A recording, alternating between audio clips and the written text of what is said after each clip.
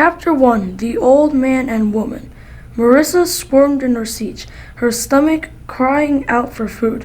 She looked around the dinner table, which gleamed with the special china and silver used only once a year for Passover.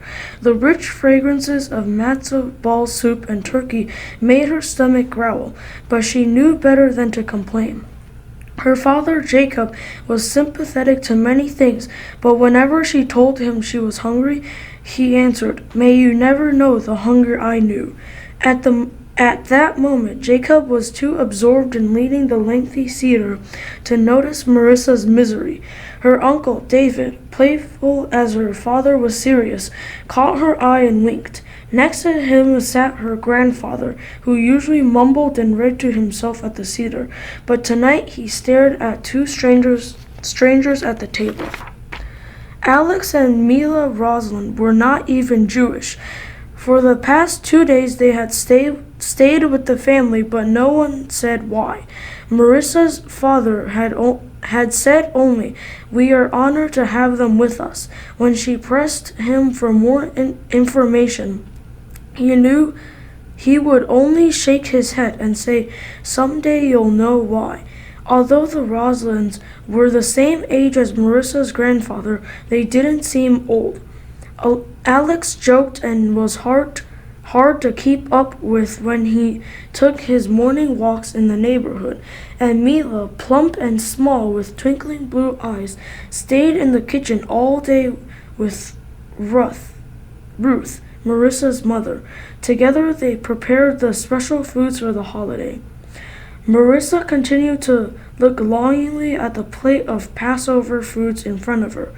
A tap on the knee from Alex, sitting next to her, made her jump.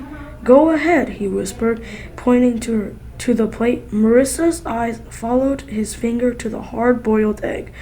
Before she could respond, her father looked up from his book. "Alex, what are you doing?" he asked.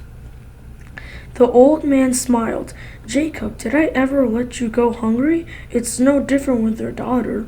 Jacob took off his glasses and nodded, his eyes never leaving Alex. "You're right," he said softly. Turning to Marissa, whose mouth was completely full of egg, he asked, "Will you ask the 4 questions now?" Marissa washed down the pasty yolk with a sip of wine. Clearing her throat, she sang the questions, which asked why Passover is different from all other nights. When she finished, Marissa looked around, self-conscious because of the strangers at the table. "That was beautiful, Marissa," Mila said, dabbing her eyes with the tissue. Alex patted her on the shoulder and gently squeezed. Marissa mumbled a thank you and turned to her father. "I have a 5th question, Daddy," she said softly. "How do you know them?" she said, looking at Alex and Mila. Jacob's eyes were far away. He looked at his brother, David.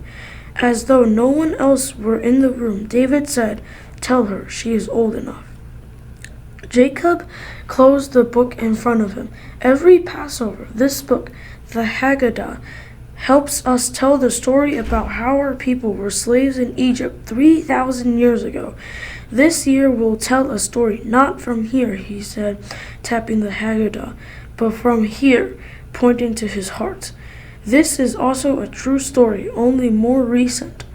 Jacob inhaled deeply, and his usually calm face became tense. When Uncle David and I were children in Poland, the German Nazis hunted the Jewish people and killed many of them. Marissa glanced at Alex and Mila. What do they have to do with the Nazis? She wondered. Alex and Mila were heroes. They saved us. David said. Mila's eyes were moist, and Alex's hands were trembling slightly. The two looked so frail to Melissa.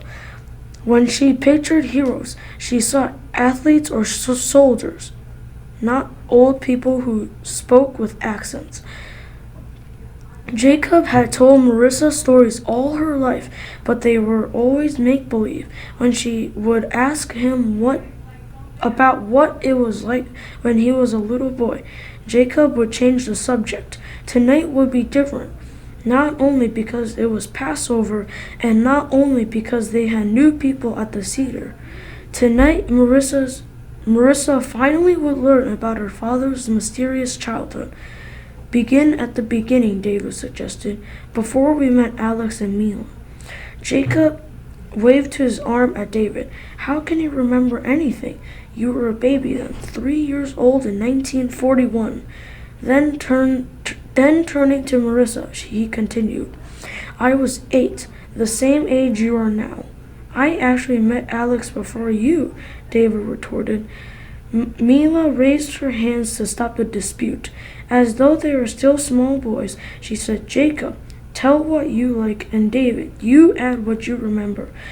And Alex and Mila will correct us both, Jacob said, and he and David both laughed. Marissa sat back and waited. Her hunger had disappeared. Jacob scratched at his coarse gray beard. She felt him struggling to find the words to begin his story. Marissa saw tears in his eyes. I remember Stasek, Jacob said after a long while.